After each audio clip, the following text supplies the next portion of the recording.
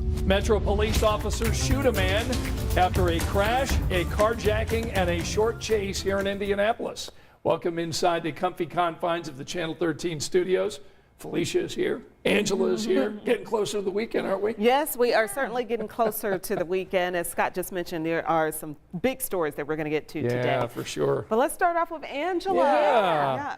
We've got a big weather story, too. Yes, we do. Especially on Friday, still looking like a day to stay weather aware with rain and storms. The good news, we've got sunshine close to 60 on tap for tomorrow. So make some plans to spend some time outside. Although, I will caution you, it's going to be cold tomorrow morning, 25 to 30 degrees at 8 a.m. 44 at noon, but then 55 to 60. I know, a cold start. I wish we had a camera on Felicia as you read those cold Shaking temperatures. Her head, no. 25? 25 to 30. It's chilly out there now. Cold front move through. It gets better. I've Is got it some May 70s. yet? I got 70s. I know, that's good. It gets 7 day. better. It's still But 25. sunny and 60 tomorrow. Got to be happy about the sun, Felicia. Yeah, eventually. Look at this. And then Friday. Yeah, she's really going to shake her head now. Friday is the day to be aware because we've got rain and storms in the forecast. Severe weather risk. Storm Prediction Center out of Norman, Oklahoma. We've been highlighting their day 4, day 5 outlooks. Well, now we're in their typical day 1, 2, 3, and this is day 3 for Friday locally, and the entire state at a 2 or a 3 on our scale of 1 to 5. So that potential for some severe storms. Early look at the timeline has us dry Thursday night.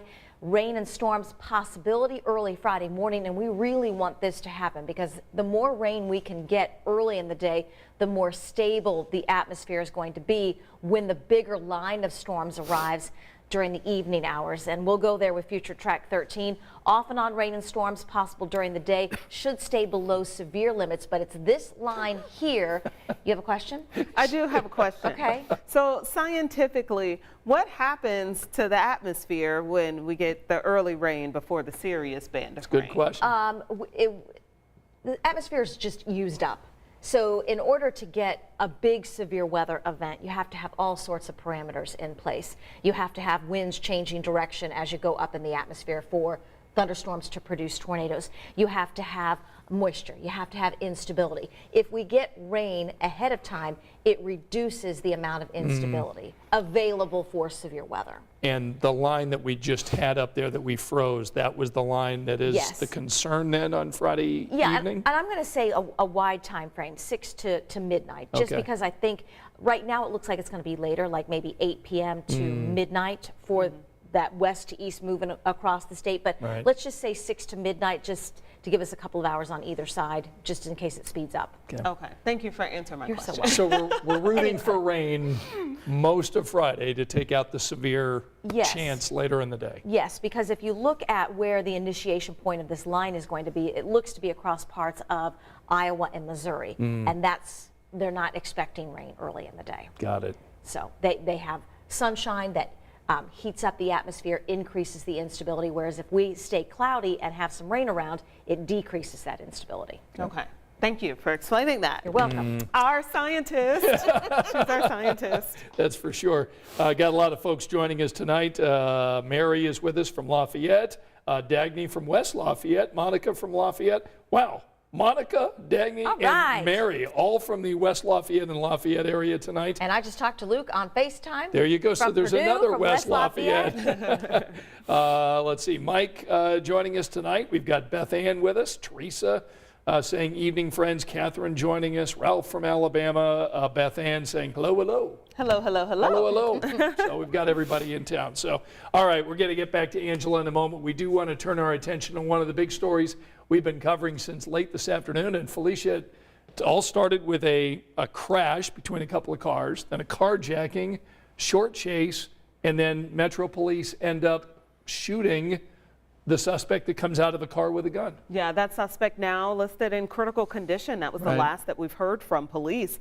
And it caused quite a stir during afternoon rush hour Sure today. did, on I-65, And right. someone here was coming from that area. They said they live in that area. It said it took 45 minutes, extra 45 minutes to get to work today. Right, And they right. left early because of this mess. But of course, we're still working to learn more on that. I know coming up at 11, Logan Gay is supposed to have sound by a bystander.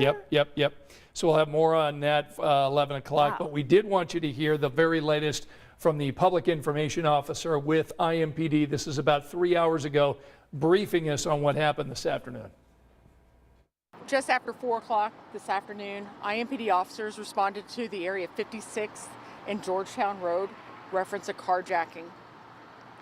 So as officers were responding, and information that led up to this is that basically there was a crash that occurred at 56th and Georgetown Road. The passenger in one of those vehicles immediately got out of the vehicle and then carjacked an uninvolved vehicle at that intersection. IMPD was notified of that, and a description of the vehicle being a black-colored four-door Impala, which was taken in that carjacking, had fled the scene.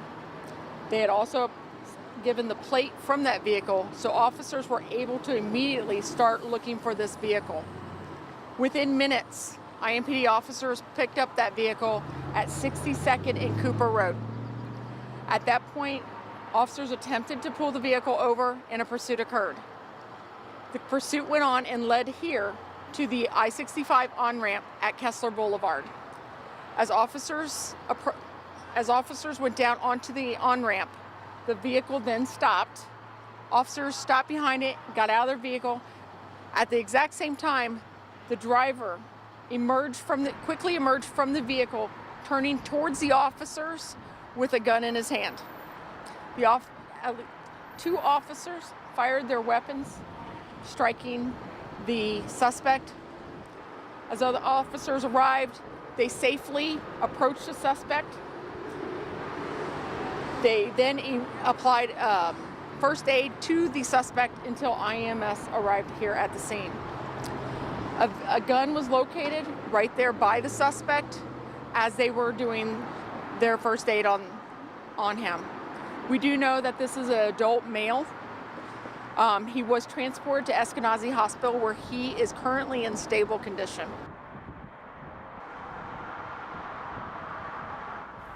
Okay, so that is what we learned from IMPD around 7 o'clock tonight. Rachel Krause has been working the scene, talking with people who saw it happen. We've got some video from a driver's perspective that you're going to see at 11 o'clock, and you're going to hear from these witnesses and more from police.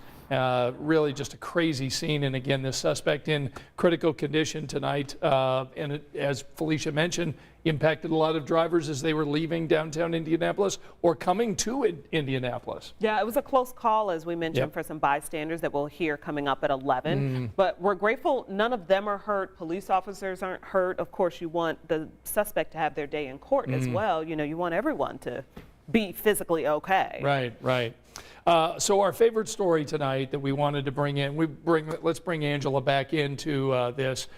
We watched here on the early news, friend of the show, Allison Gormley, who caught up with this woman who is 92 years old, who got this utility bill in the mail, and you know, her utility bill was pretty small for several months, and so then all of a sudden she gets this whopper of a bill. Look, everybody's Yeah, hands. and she's like, well, how am I going to pay this?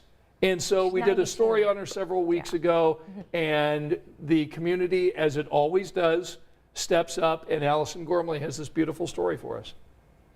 TV interviews typically start with a mic check. 1, 2, 3, 4, 5. Then the person states their name. But this interview started with a voice from above. Well, kind of. Jesus is ready. Maxine Cousin is a believer, I love the Lord, and He's blessed me so much. and a blessing recently happened to the 92-year-old after we aired a story about her surprise utility bill. I said, how in the world?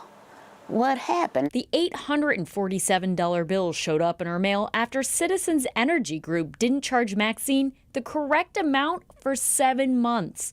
Instead of charging her for gas, water, and sewer, they only charged her for gas. They said they couldn't read the meter. And Maxine owed the money because utility companies are allowed to make billing adjustments for up to a year. Her plan?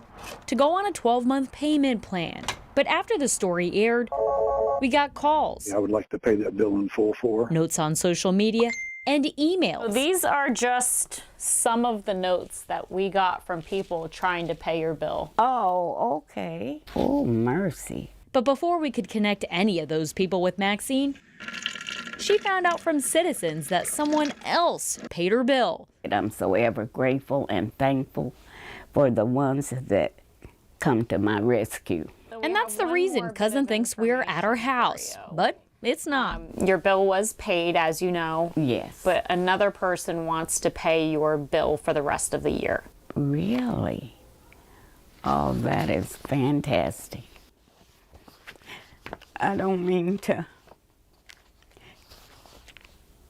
tune up, but I'm just so grateful and so happy that people feel the way that they do about me. There are a lot of people you don't know that love you.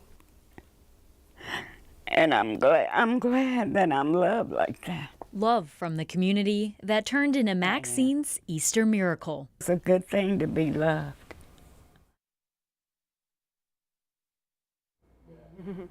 It is a good thing to be loved. And it's a good thing to love. So she has loved, which is the reason it's coming right back to her. That's right. Yes. We it's just good. love that story. So, Allison, thank you for bringing that to us. So, all right. So, coming up tonight at 11, one other story you're gonna see. IMPD held a class tonight to help people learn how to be safe if there is an incident with a gun. And so it's a very interesting story. Logan Gay will join us with that. And again, Rachel Krause has the update from IMPD on this police shooting today. But we want to go ahead and turn it back to Angela and give you the final word tonight. Yeah, a little chilly tomorrow morning. Grab the jacket, but you won't need it by tomorrow afternoon. We near 60 with some sunshine. Storms around on Friday. It's something that we'll continue to watch and kind of keep you updated on hour by hour as we get into that perhaps severe weather day Friday. Felicia wants to know if there's still 70s in the forecast. Yes, Monday, Tuesday, Wednesday. But also comes with a daily storm chance. So Okay. even if we would escape widespread severe weather Yeah. Friday, we can't rule it out early next week. We're kind of in that spring kind of stormy pattern. So stay with us. Well, we're trending in the right direction. Yes, we are for sure. Let's glass half full. That's No right. snow. Yes. There yes, you go. Yes. No real cold temperatures. No. No, Yeah. no teens. Sub-zero temps, right. All right. Thanks so much for joining us here at 10 o'clock. We'll see you in about 45 minutes over on Channel 13. Good night.